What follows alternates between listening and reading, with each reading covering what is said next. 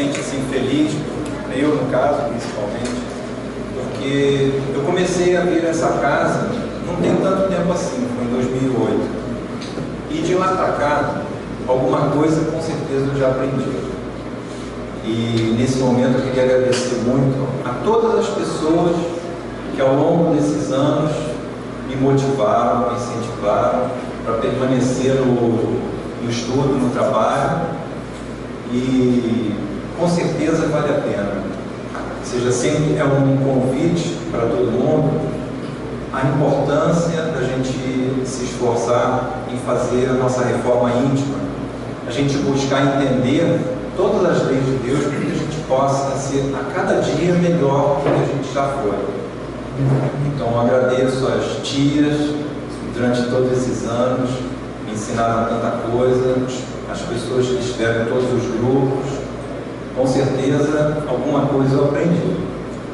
E hoje o estudo, que a gente vai passar, eu acredito também que a gente vai conseguir ficar com alguma reflexão pelo menos. Bem, o tema de hoje é: fora da caridade não há salvação. Esse axioma a gente ouve muito na Casa Espírita, muito. E um dos objetivos desse estudo é justamente a gente ter certeza que todo mundo realmente entende o que significa esses termos, essas palavras, no seu sentido mais abrangente. Inicialmente, vamos lembrar que quando Allan Kardec colocou essa frase no Livro dos Espíritos, ele colocou, no Evangelho segundo o Espiritismo, ele colocou essa frase modificando uma frase já conhecida durante milênios. Ou seja, a Igreja Católica, quando foi constituída lá por volta do século III, esse axioma já foi estabelecido, mas na época era: fora da Igreja não há salvação. Infelizmente, naqueles momentos, e até há pouco tempo atrás, era objeto de discussão, era objeto de segregação.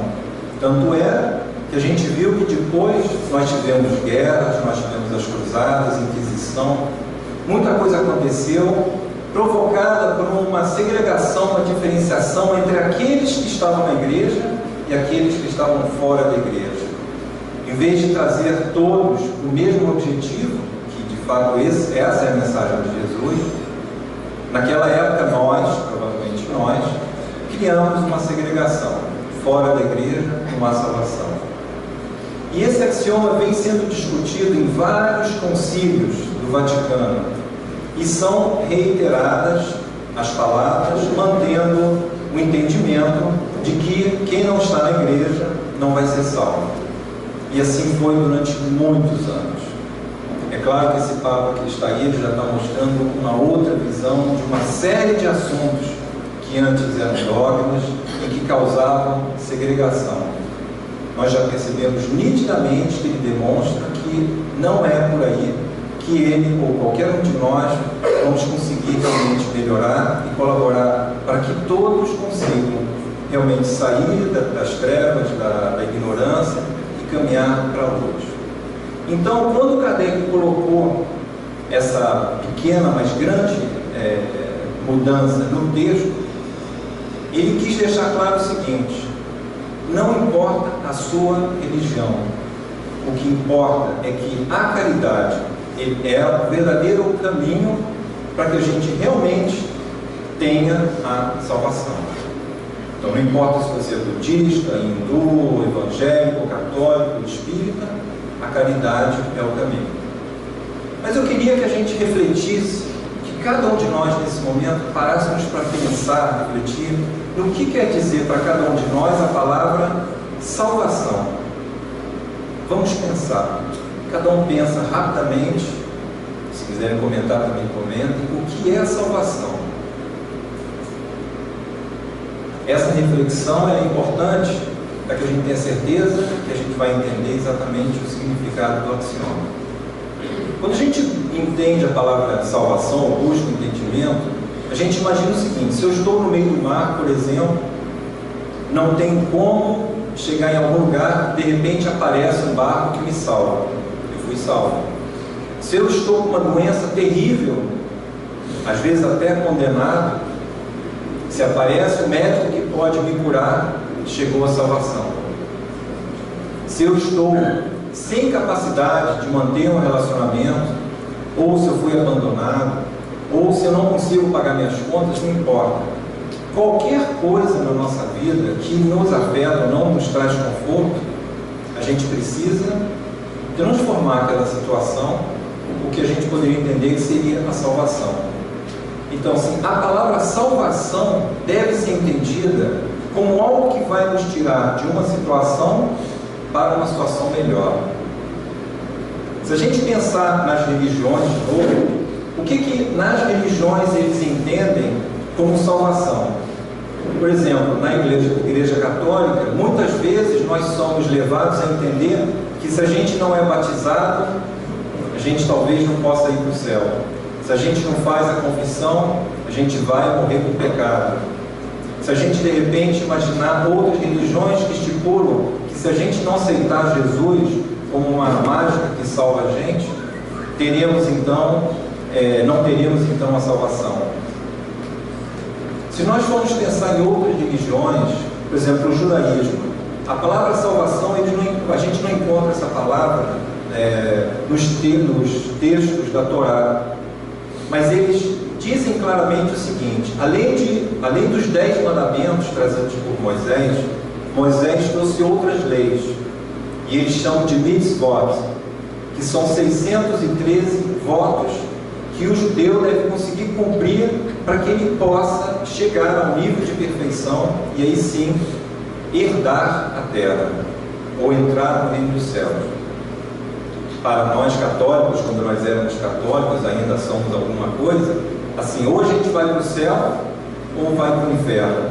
Então a salvação é não ir para o inferno, aí quem sabe no purgatório. De qualquer jeito, o sentido do axioma fora da caridade não há salvação. Nós temos que entender que fora da caridade eu não vou curar uma doença, fora da caridade eu não vou libertar daquele meu sentimento pior, fora da caridade eu não vou conseguir me reconciliar, por exemplo, com o filho, fora da caridade eu não vou conseguir sair de uma situação de perigo e seguir adiante, e assim por diante. Cada um pensou no que entendeu como salvação e vai imaginar para cada momento da sua vida o que seria a salvação. Então a salvação para nós na doutrina espírita não é uma mágica, não é um momento único, mas sim toda a nossa existência, dia após dia.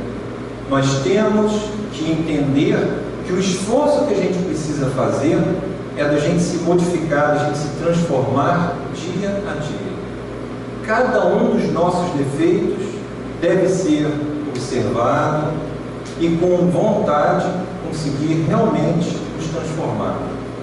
Kardec pergunta para os espíritos superiores se é difícil a gente fazer a nossa transformação.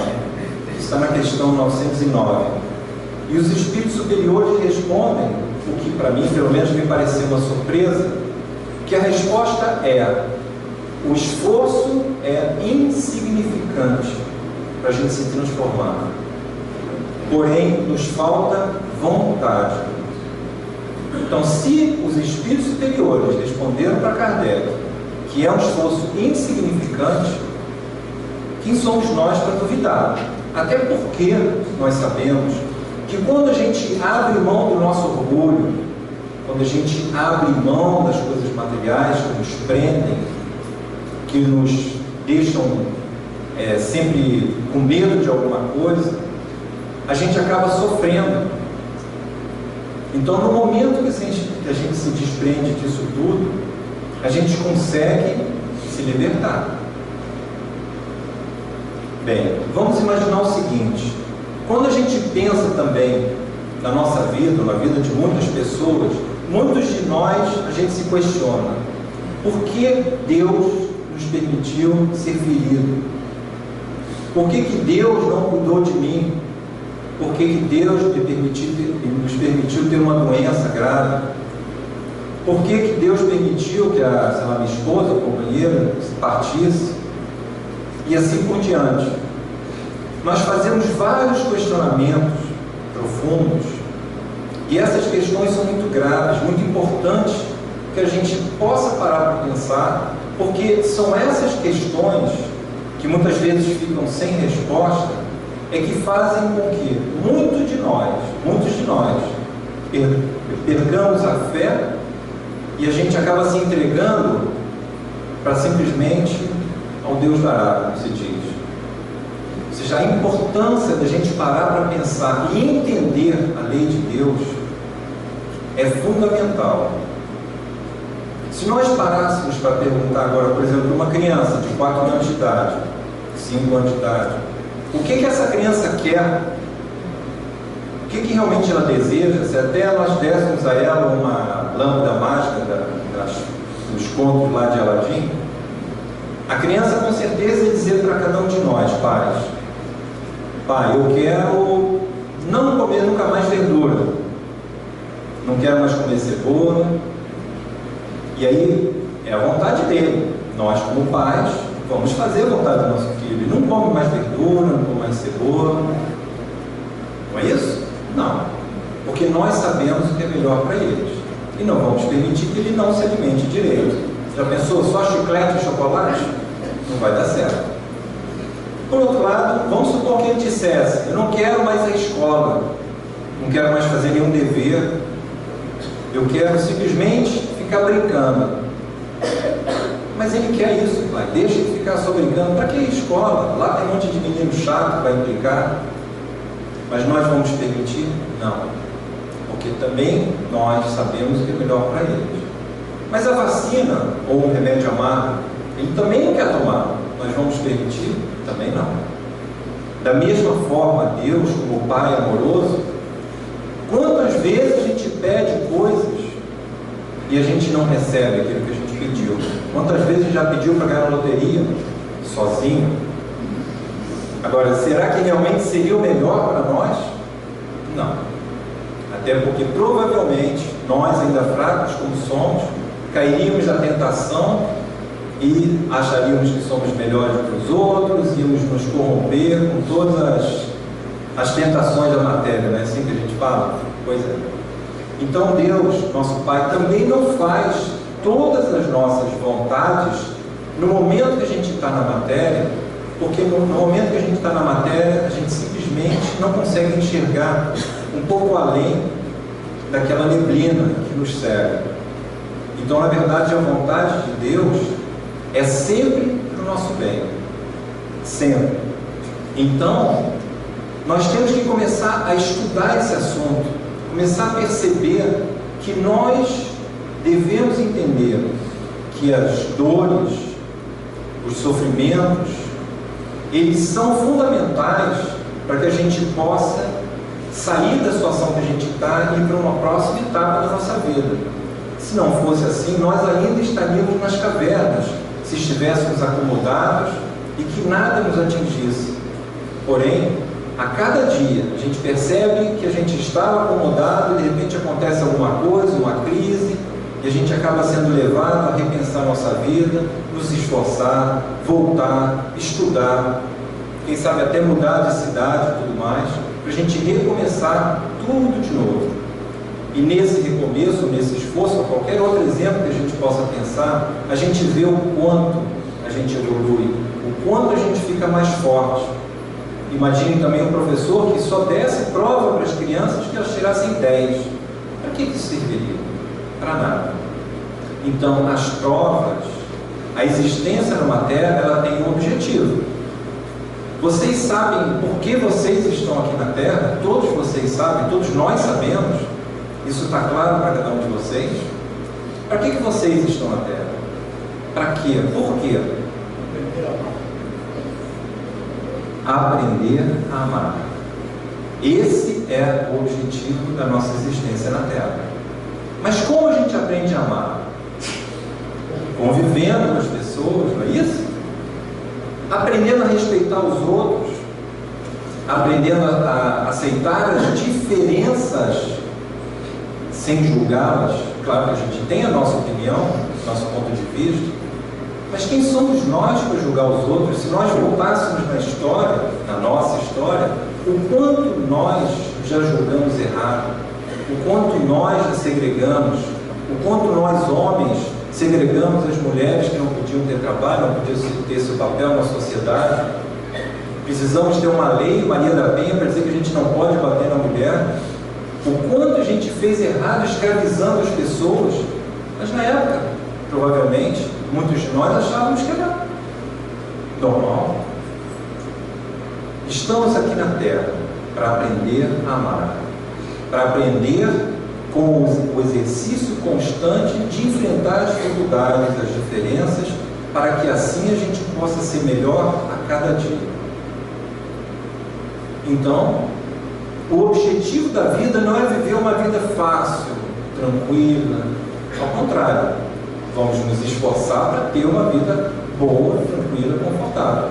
Mas vamos buscar os desafios, vamos estudar mais, vamos trabalhar mais, vamos ajudar mais o nosso parceiro ou parceira, ajudar mais a sociedade, ou a casa espírita, ou outra casa que seja, porque nós sabemos que trabalho não falta em nenhum lugar. Às vezes falta emprego para não trabalho. E quando a gente busca o trabalho, a gente com certeza vai se esforçar e vai se superar, e no final a gente vai aprender mais coisas. Vamos agora entender o seguinte: se o objetivo da nossa existência na Terra principal é amar, porque tudo que a gente vai aprender culmina com o amar, vamos imaginar o seguinte: quando Jesus esteve na Terra, toda a vida dele, os ensinamentos, os exemplos foram de amor. Quando perguntaram para Jesus qual era o caminho para conseguir a vida eterna, para conseguir a salvação, ou qual é a maior lei de Deus, Jesus respondeu claramente: amar a Deus acima de todas as coisas, de todo o seu coração, de toda a sua alma, de todo o seu espírito, de todo o seu ser, e amar ao próximo como a si mesmo. Só que Jesus não parou por aí. Quando o fariseu perguntou para ele: mas quem é o meu próximo? Ele contou a história que todo mundo conhece do samaritano, que um homem viajava de Jericó para Jerusalém, aí foi roubado, tiraram-lhe as roupas, levaram todos os bens, o machucaram, o feriram, ele ficou ali largado. Passou o sacerdote, o doutor da lei, e passou ao lado e não ajudou. Depois passou um levita, que era aquele que toma conta das leis, passou também e não ajudou.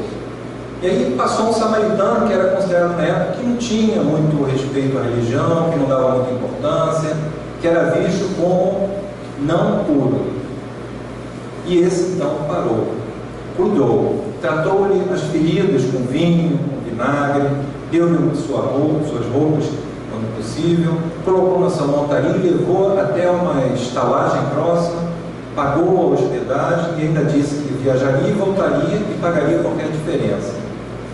Nesse exemplo, nessa história que Jesus contou, quando ele falou sobre amor e contou sobre essa história, ele deixou claro que o amor, ele como o maior sentimento, por si só, ele tem que ter ação. E a ação do amor é a caridade. Então Jesus, nesse exemplo, deixou bem claro qual é um grande exemplo de caridade. Ou seja, aquela pessoa saiu do seu caminho, deu do que ele tinha de vinho ou vinagre, deu suas roupas, botou na sua montaria, perdeu seu tempo, entre aspas, levando aquela pessoa até um lugar e tudo mais. Ou seja, não adianta só a gente falar que ama, ou não adianta só a gente dar uma esmola, ou só deixar um remédio virar as costas e ir embora. A gente precisa fazer algo além. Então, nesse exemplo, já é a primeira explicação, o primeiro exemplo do que é a caridade. Quando a gente estuda a Bíblia, sejam as várias versões ou traduções, eu vi um estudo que mostrou que em várias versões a palavra caridade nem aparece. Nós sabemos que a palavra caridade surgiu depois de Jesus. Antes só se falava em amor. E depois de Jesus, nós poderíamos imaginar então que essa palavra passaria a aparecer na Bíblia. E tem várias versões que nem a palavra caridade não aparece. Aparece amor. Isso me impressionou um pouquinho, eu estava vendo uma série de estudos sobre isso. Mas assim, fica claro que a palavra caridade, ela é a palavra amor, que é o sentimento mais elevado que nós podemos ter, e as mães sabem disso, são os maiores exemplos de amor do planeta Terra, não que os pais não tenham, as mulheres estão um pouco à frente nesse ponto, mas a palavra caridade, ela é de fato o amor em ação, fazer realmente algo, se movimentar e principalmente se doar. Vamos imaginar que, por exemplo, quando Pedro, discípulo, ele falava sobre o amor, ele falava: tenhamos amor e caridade ardente. Não adianta só você amar e só fazer uma caridade, tem que ser ardente. E ainda, ele disse uma coisa que para nós, pelo menos para mim, foi extremamente importante. Ele disse que o amor cobre a multidão dos pecados. Isso é fundamental para nós. Por quê? Ao mesmo tempo que a gente fica se questionando por que Deus nos permite sofrer, se nós pararmos para pensar a causa, o porquê que nós estamos sofrendo, se realmente a gente for honesto com a gente mesmo, a gente vai saber que alguma coisa a gente fez. E a gente parar para pensar: se eu estou com efizema pulmonar é porque eu fumei muito. Se eu estou com alguma doença é porque eu me alimentei mal, ou porque eu não cuidei do corpo, ou porque eu não tratei bem a minha esposa ou marido. Alguma razão tem. Não é por acaso que você está sofrendo aquela coisa. Porém, mesmo que na nossa vida presente a gente não encontre a razão, nós sabemos, na doutrina espírita, isso é revelado de forma clara, que muitas vezes, sempre, a causa desse sofrimento, ele está em outras vidas, porque todos nós não fomos criados nesse exato momento, nessa vida. Nós já fomos criados há milênios atrás. Estamos na nossa jornada desde espíritos simples e ignorantes até o dia que nós vamos chegar à perfeição. E nessa caminhada nós cometemos muitos erros, ferimos muito, maltratamos muito, desprezamos muito, ficamos alienados para uma série de situações e não fizemos o que deveríamos ter feito. Fizemos talvez como Pôncio Pilatos, simplesmente lavamos a mão, ou como sacerdote que passou do lado daquele homem ferido e largou ele lá. Então, todas essas nossas existências anteriores, com certeza, nós fizemos muitas coisas que deixaram pessoas feridas, magoadas. E agora, nós estamos tendo a oportunidade, e vamos ter várias ainda, para a gente conseguir consertar aquilo que a gente fez errado. Mas principalmente, por quê? Porque quando a gente faz alguma coisa errada, a primeira coisa que a gente deveria sentir é arrependimento. A segunda, normalmente a gente tem vergonha. Mas depois de vencida a vergonha, você vai pedir um perdão. E depois você vai querer, além de pedir um perdão, refazer ou consertar aquilo que você fez. Imagina se você magoou, machucou um filho seu, ao ponto de ele ficar numa situação até muito difícil. Imagina o seu coração de pai, o que você vai querer, além de pedir desculpa, tentar se colocar ali para remediar aquele mal que você fez. Imagina nós, com todas as pessoas, os nossos irmãos em Deus, também vamos ter um dia essa vontade de buscar todos aqueles que a gente fez o mal e corrigir. Então esse processo todo faz com que a gente tenha que viver situações que não são tão fáceis. Mas todos nós, quando passamos por um sofrimento, tem uma causa. Isso a gente pode ter certeza. Mas por que eu disse que o comentário de Pedro é super importante?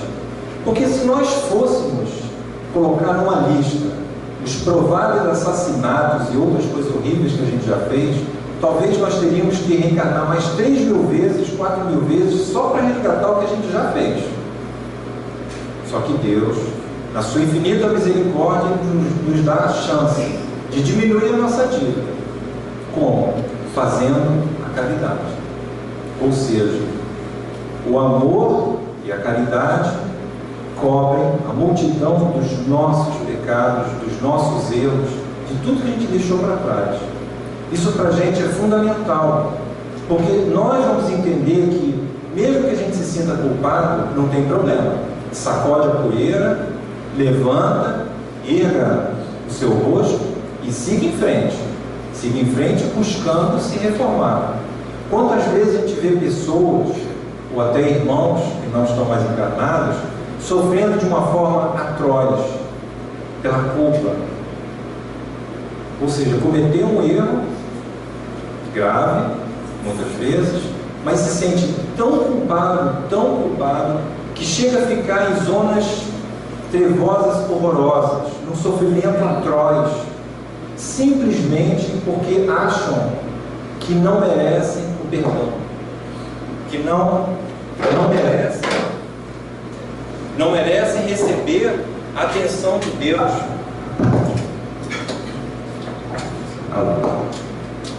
Então,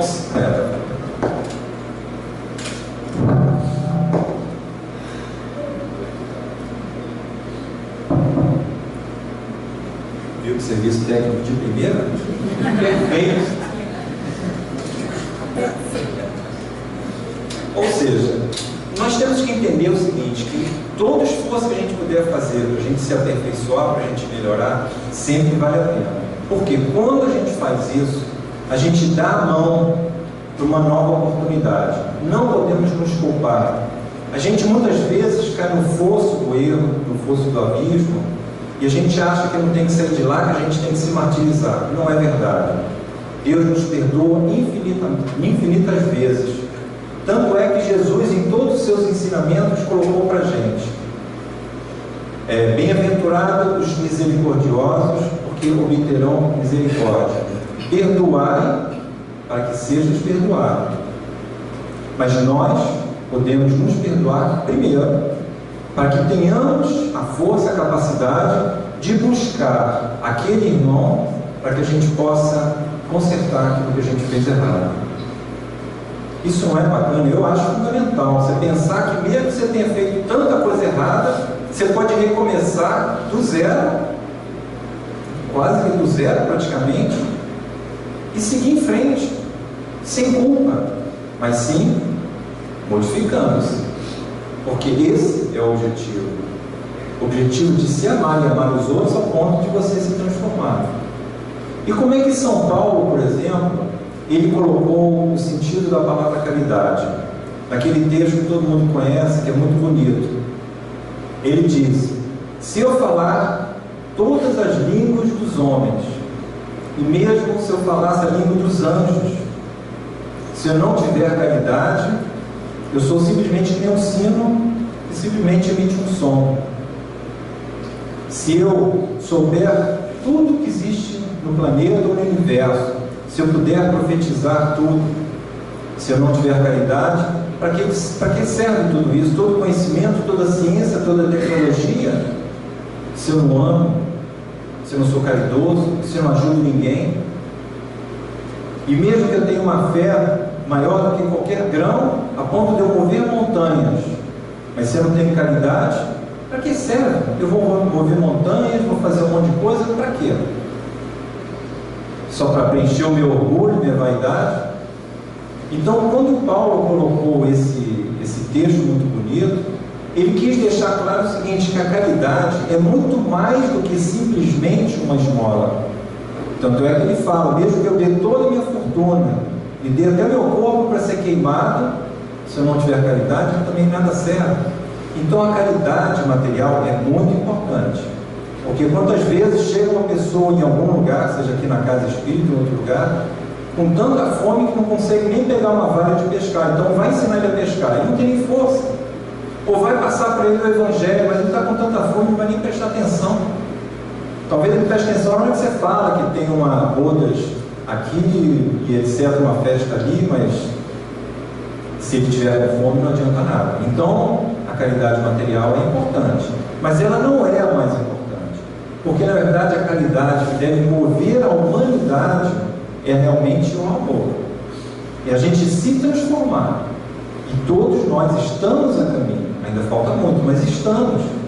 Mas no momento que a gente entende que isso é o objetivo, que a gente deve se vencer a si próprio, vencer o nosso mal, a nossa inferioridade, e a gente faz um esforço, começando primeiro para os homens não jogar toalha molhada em casa, não deixar a roupa largada. Então, se os homens, pelo menos, os maridos, que as mulheres reclamam, né? Os homens não. Então, se pelo menos a gente deixa a nossa casa organizada, a gente já fez alguma coisa. Se a gente se reconciliar com o filho, imagina quantos, seja aqui em qualquer lugar, a gente ouve história de pais ou mães que brigaram com o filho, e o filho saiu de casa e ele nunca mais viu, e talvez por orgulho de ambas as partes, nunca mais vão se falar. Não vale a pena. Não vale a pena. E vamos agora lembrar que Kardec perguntou para os espíritos superiores qual é o significado da palavra caridade, como entendia Jesus. Não é como entendiam os espíritos superiores, ele perguntou direto como entendia Jesus. Todo mundo também já conhece, mas é bom a gente lembrar. A resposta foi bem clara: benevolência para com todos, indulgência para as imperfeições de todas as pessoas, inclusive nós, e perdão das ofensas. Ser benevolente para com todas as pessoas, seja ser bondoso, ser amável, colaborador, ser bom, mas com a gente também. Quantas vezes a gente sacrifica tanto, acha que também só tem que fazer, mas sem olhar nós mesmos. Se a gente não estiver forte, quem sabe a gente nem cumpre a nossa missão, e quem sabe também a nossa missão vai ir mais longe. Nós vemos exemplos de pessoas como Chico Xavier, Francisco de Assis, seja Gandhi, ou sejam todos esses exemplos maravilhosos que a gente teve na humanidade, esses já eram missionários. Nós vamos chegar lá, com certeza, com certeza. Mas enquanto a gente não chega, vamos ser, pelo menos conosco, nos amar, para que a gente possa ser forte para poder ajudar os outros. Vamos amar os outros como a gente nos ama.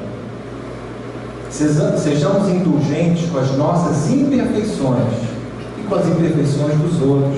Vamos lembrar que todos nós fomos criados simples e ignorantes, e todos estamos na mesma fase de evolução espiritual. Alguns um pouquinho mais na frente, outros um pouquinho mais atrás, mas todos nós estamos basicamente no mesmo nível. Então, quem somos nós para julgar o outro? É muito fácil a gente falar do defeito dos outros, mas quem sabe aquela pessoa também não tem mil qualidades, ou quem sabe nós temos muito mais defeitos. Então, em vez de abrir a boca para falar e criticar, pelo menos vamos olhar para nós mesmos. E perdoar, perdão. O perdão, na verdade, quando a gente fala no perdão, muitas vezes a gente fala, é muito difícil, eu não consigo perdoar. Alguns dizem, eu nunca vou perdoar. Esse coitado já se condenou. Porque quando a gente fala nunca vou perdoar, significa que você nunca vai conseguir entender que aquela pessoa como você tem defeitos. E quem é você para julgar? Deus não deu a nenhum de nós a capacidade ou a tarefa de julgar os outros. Pelo contrário, Ele ensinou o contrário. Não podemos julgar, porque nós, com certeza, temos mais erros e mais pecados do que todos eles. Como aquele exemplo da mulher adulta que ele perguntou, alguém não tem pecado que pode atirar uma pedra naquela moça que cometeu um erro? Ninguém pode. Todos nós temos atrás de nós muitas coisas erradas. Então a gente não pode jogar pedra. E se a gente jogar, a gente está sendo leviano. E seremos cobrados por isso. Então, quando a gente pensa no perdão, a gente tem que entender, estudar muito esse assunto, porque quando a gente perdoa, a gente se liberta. Tem uma história que está no livro de André Luiz, escrito, psicografado pelo Chico Xavier, que é No Mundo Maior. Nessa história, os personagens são Camilo, que adota Pedro como seu filho, e cria ele até ele virar adulto. Mas quando Pedro vira adulto, ele resolve pleitear uma herança, acaba não conseguindo e acaba matando o pai. Naquele momento, começa um processo obsessivo extremamente profundo. Se não me engano, a história, por mais de 20 anos, aquele processo de obsessão vai acontecendo, a ponto de Pedro começar a ficar muito doente, com problemas sérios. Só que depois de anos, com aquela perseguição, com aquela obsessão, os trabalhadores lá do nosso lar tentam ajudar ambos para que eles possam se reconciliar ou se libertar. Vem até uma trabalhadora de uma outra esfera, chamada Cipriana, para conseguir convencê-los a parar de cometer aquele tipo de absurdo. E ela consegue explicar para eles, e principalmente para Camilo, que se achava vítima, mas depois de mais de décadas perseguindo o outro, ele de vítima passou a ser algoz.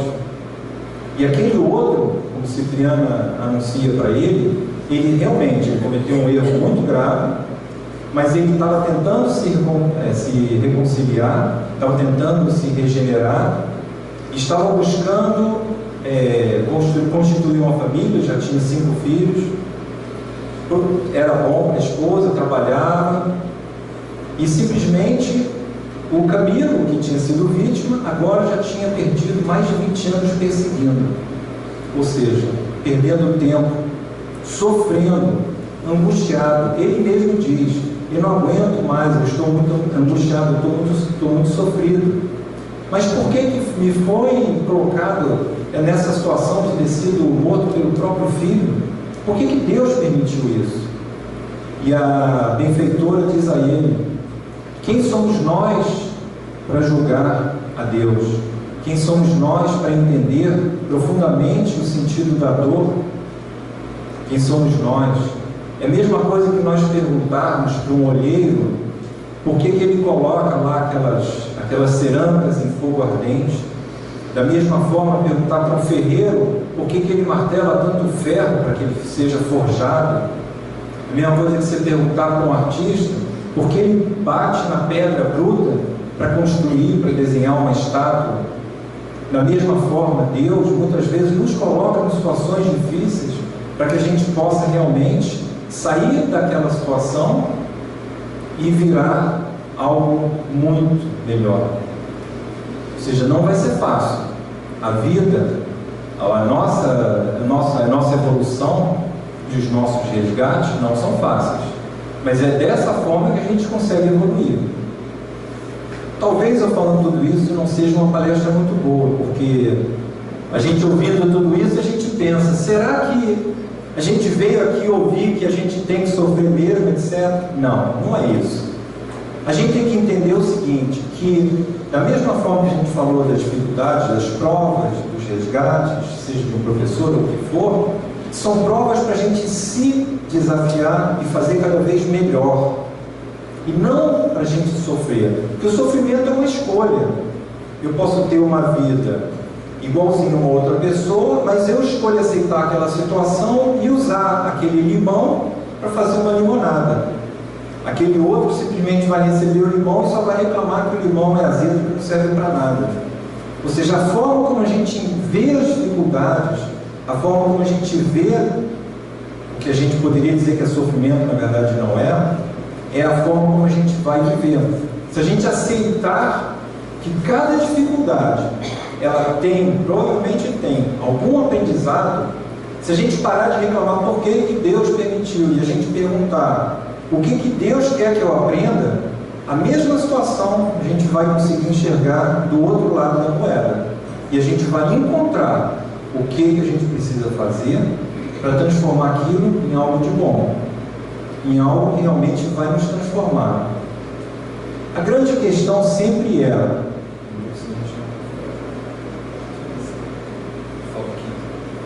a grande questão sempre é o seguinte: o que nós vamos fazer da nossa vida?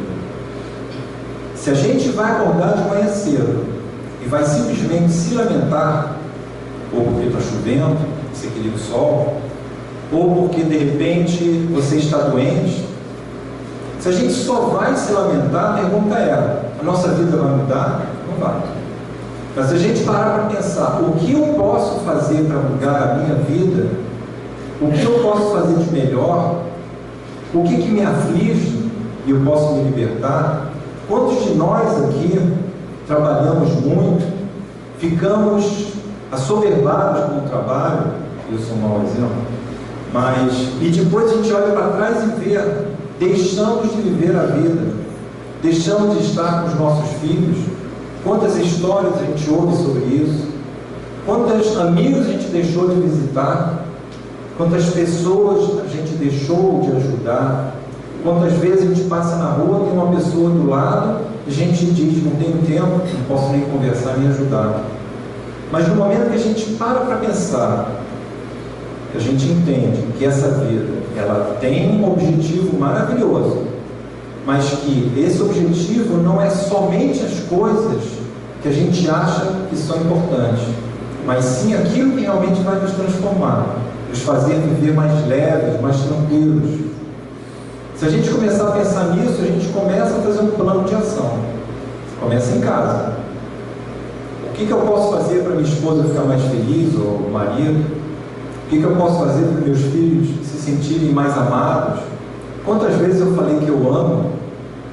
Quantas vezes eu me coloquei à disposição para aceitar uma vontade de alguém, da família, um irmão, um amigo, um colega? Quantas coisas a gente pode fazer para transformar a nossa vida? O fato é, nós devemos estudar, buscar entender uma série de questões. Eu digo que a doutrina espírita ela é maravilhosa, não só por todos os ensinamentos, pela beleza do Evangelho e tudo mais, mas é porque a doutrina espírita ela é praticamente um manual. Você tem na doutrina espírita, nos vários capítulos, os assuntos que nos ajudam a cada dia a pensar o que a gente pode fazer.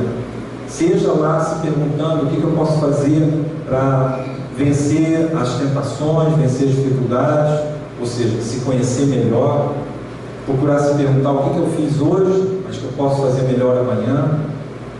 Realmente entender o que é o papel do homem de bem, aquele que segue todas as leis de Deus, de justiça, de amor e de caridade. A gente parar de achar que nós temos uma opinião e que ela que é importante, a dos outros não, e vamos abrir nossos ouvidos para ouvir os outros. Quantas coisas simples como essa, como também cuidar da saúde, se alimentar melhor, certo? Tudo isso para que a gente possa realmente aprender a amar. Porque essa vida, o grande objetivo é esse, aprender a amar. Amar a nós mesmos, amar ao outro, amar ao próximo, amar a família e Deus acima de todas as coisas. A gente tem que lembrar que a lei, que era considerada uma lei de Deus, olho por olho, dente por dente, uma lei de Calião, ela não é uma lei de Deus. Porque se fosse, nós já teríamos no planeta inteiro um monte de cegos ou de dentados. Porque olho por olho, dente por dente, você simplesmente vai prorrogando a sua oportunidade de resgatar. E quantos de nós já estamos casados com a mesma esposa, sei lá, por 10 vidas, e a gente não consegue aprender, e volta de novo e não consegue aprender? Porque normalmente as pessoas que estão ao nosso redor, que a gente já conviveu ou convive, são pessoas com as quais a gente tem alguma coisa, ou para ensinar, ou para aprender, ou para resgatar. Lembrem que o planeta Terra é como se fosse uma escola. A gente vem aqui para estudar, passar por experiências e volta para casa de novo, que é o plano espiritual. Só que muitas vezes ele está doente, então a gente também vem para o planeta Terra, que também é um hospital. Aí a gente se cura, vai deixando aqui todas as mágoas, os rancores, o ódio e volta de novo.